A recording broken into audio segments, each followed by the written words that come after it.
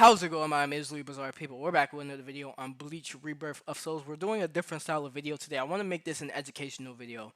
I want to make this video an example of why you should never underestimate your opponent in a fighting game, why you should never play with your food in a fighting game, and most importantly, why you should never get a fat head and get cocky in a fighting game. Because what I'm about to show you could happen to you. Now, I just want to say this.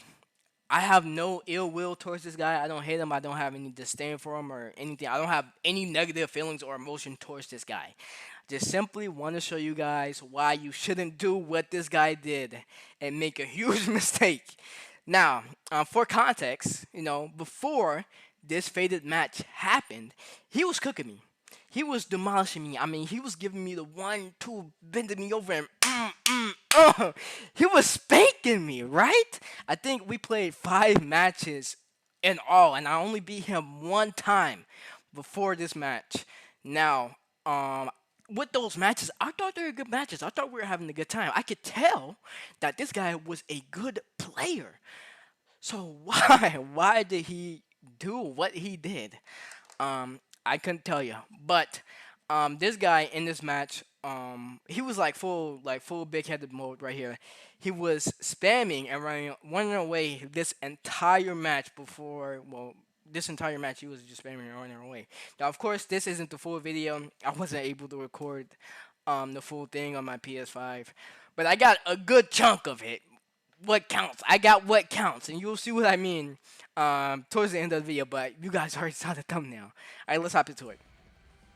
Now, this guy makes 2 crucial mistakes that cost him the match, and I'm gonna bring it up.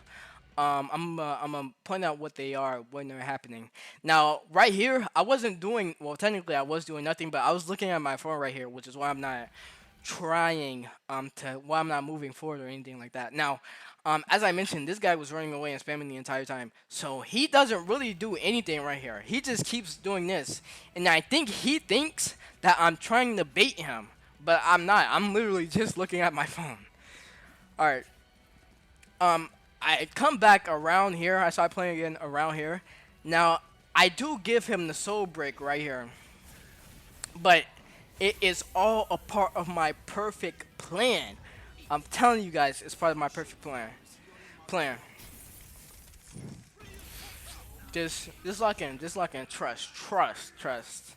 Now, I popped the reversal right there to get to be able to awaken quicker, because I knew the only way, there was only one way I was gonna beat this guy, and it was by using Kenpachi's abilities and his kit to its maximum ability, in my opinion. You'll see what I mean though. But as you can see, just running away. I cannot tell you why you would want to really back away from your opponent in this position. Yes, I do have my awakening. I mean, what is there any good reason to really run away from your opponent right here? I don't know. I couldn't tell you. Of course, he runs in when he knows he can punish. I awaken right here though. I do awaken. It's crazy. I'm telling you, this is crazy. What happens now? He does taunts. He does taunt me. Like in a couple seconds, I think he taunts with his guard. Well, not in a couple seconds, but a couple minutes. You'll see what I mean in a second here. Yeah, it does. He does get the punish off there because I went fully with the heavy. Somewhere around here. Now, this is where I come to the belief that Kenpachi's armor should be frame 1 on his signature moves and his forward heavy. Right here, I am simply trying to do his signature move to get his armor. Did you hear him say that? Did you hear him say that? I'm trying to do his signature move right there, but the armor just does not come out. I guess this is more of a testament to him spamming. He gets in, like, he fills up his gauge right here, which, I mean, you all know, when he fills up his gauge, the amount of damage he can do with his combos and stuff is amazing. But what does he do? What does he do? Let's just take a look here.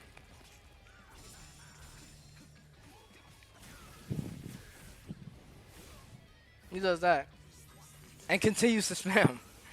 As you can see, I'm trying to do his forward heavy right here. The armor is not coming out. Try to do his signature move right there. The armor does not come out. So I just stopped doing it. Eventually. Now, just peep game and lock in right here. I use the reversal again right here. Why? Why would you do that? You ask yourself. You think maybe it's because you want to get your health back and you knew that you were in soul destruction range. And I say no, that is not why. It is because I know for a fact this guy is not going to be going for a soul destruction anytime soon. Although I do think that would be the right thing to do in this case because whether he hit me with a soul break or soul destruction right here, it doesn't matter. Either of the two, after, I will just die to a soul destruction. But I do the reversal right here to make sure I get my sublimation to get in the. I make sure my brain. I'm sorry. Let's make a cut right there. Sorry, my brain farted for a second right there, and I had to make a cut. I use my reversal gauge because I want to get into sublimation as quickly as possible. Because if you don't know, I'm sure some of you do, but if you don't know, when you hit sublimation, you take an extra stock off your opponent. So as you can see, if we were to do a soul break right here, we would take away 5 stocks from him, right? Now, if when I get into sublimation, I'll take 6 stocks from him with a soul break, and I'll only take 5 stocks away from him with a soul destruction.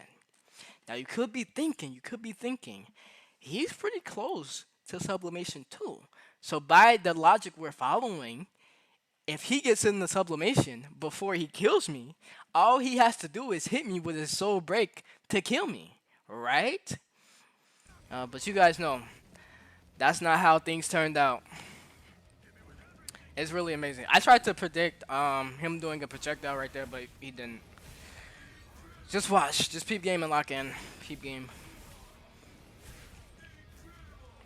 Now right here, this is where I realized, hey, he's getting pretty close to sublimation, and I need to die fast before he gets into it. So I kind of start walking up to him to bait. Not I don't want to say bait him, but it's kind of bait. But to just give him the what's the name? To give him the soul break. After this.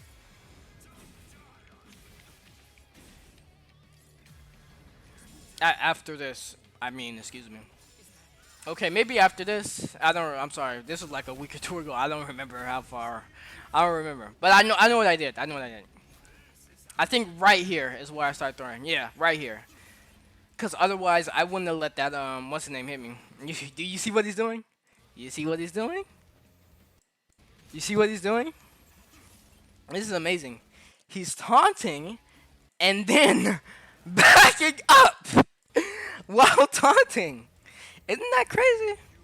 I do take this damage right here because I was generally surprised that he did not counter that because he's really good at countering the guard breaks. All right, I just give him that right there because as you can see, so close to sublimation right there, so close. This was his first mistake, by the way. If he, I don't want to say if he knew what he was doing, but maybe he wasn't thinking about it, but he should not have killed me right there. He should not have killed me right there. He should have just waited. Even if, honestly, even if I would have killed him, honestly, he should have let me kill him because after I killed him, he would have gotten the sublimation, and all he had to do was hit me a couple times, like 2 times with a projectile, and that would have been it. That would have been the match. But I don't know what clouded his vision, but he didn't realize that. Maybe he did. Some people don't know that. Some people don't know. Or maybe he thought I was gonna go for a guard break right there, but even then, it wouldn't have mattered to him. In a sense, it would have been more, detrimental for me. But just watch. This is where I start getting aggressive because I know that I need to hit him with that soul break before he really does any damage to me. That's what got him. As I mentioned before, this guy is really good at countering the guard breaks. But the thing about it is that when I dash up to him, I don't think he reacts to it like when it happens. He predicts that is gonna happen, and he preemptively presses guard break, which is why when I dashed up to him and dashed back, he still did that guard break. I mean, I do that sometimes too. So I'm really no better. But bam, that's what cost him right there. You could even say that was his third mistake, but not really because it's just even now.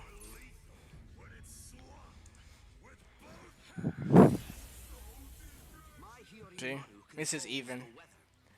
He doesn't really play any differently until I do something, and that makes him stop running away and get aggressive. It makes him get desperate, basically. And I think it might have been that. As you can see, you might be asking yourself, why? Why didn't you use your first spiritual pressure move to get maximum amount of damage off of that? You'll see. You'll see. Some of you might already know. Bam. Bam, you see what I mean? See what I mean? That was a little quick, so you might not have saw it. Mm. Mm-mm-mm. He knew he couldn't take that, so what did he do?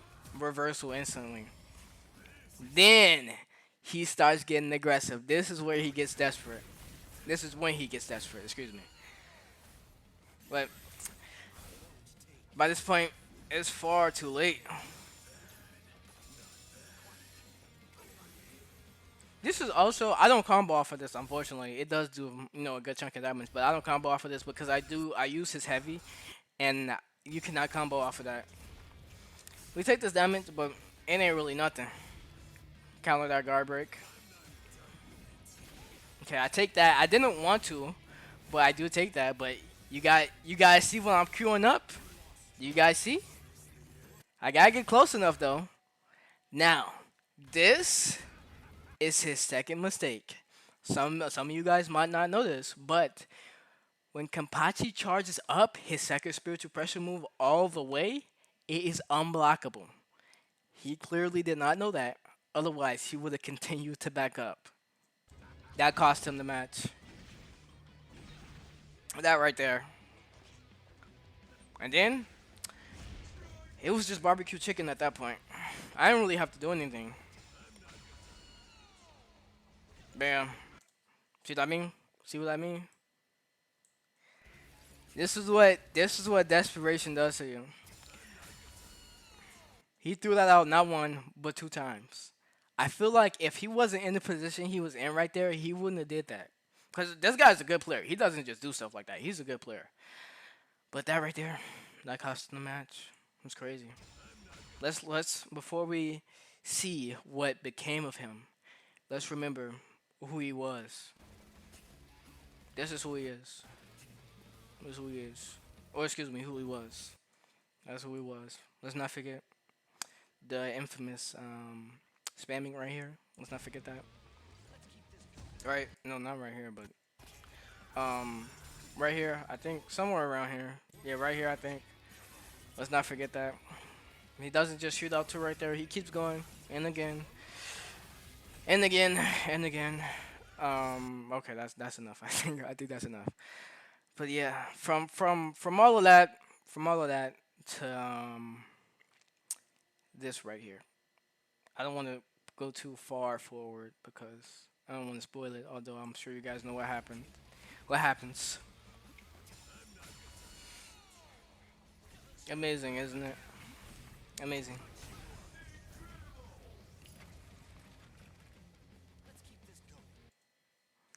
Isn't it amazing?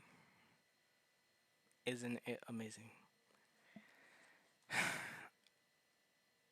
I cannot tell you the joy I felt when I saw this come across my screen. It is really an undescribable feeling when you dunk on, when you outplay, when you outsmart someone who was doing what we just saw to you. It really, I mean, I'm sure there's better feelings, but this is definitely one of the top. It's up there. It's up there. I'm telling you, it's truly amazing. So, brothers and sisters, what have we learned? We have learned that um, it's best to just be humble when playing a fighting game. It's best to just say, GG's, good fight, not to taunt your opponent unless it's like playful or something like that. This was not playful for sure. This was not playful. Unless it's playful taunting, don't do it. Don't be a dickhead when playing fighting games or any game at all. Just don't be a dickhead person in general, honestly. Um, yeah. Or or this is what happens to you. You get clipped. You get clipped rage quitting. You get clipped rage quitting. That's what happens to you. You get clipped rage quitting and you'll be uploaded to a YouTube channel called The Trash Man. So, with all that being said, I hope you guys enjoyed the video. That'll be it for today. Until next time.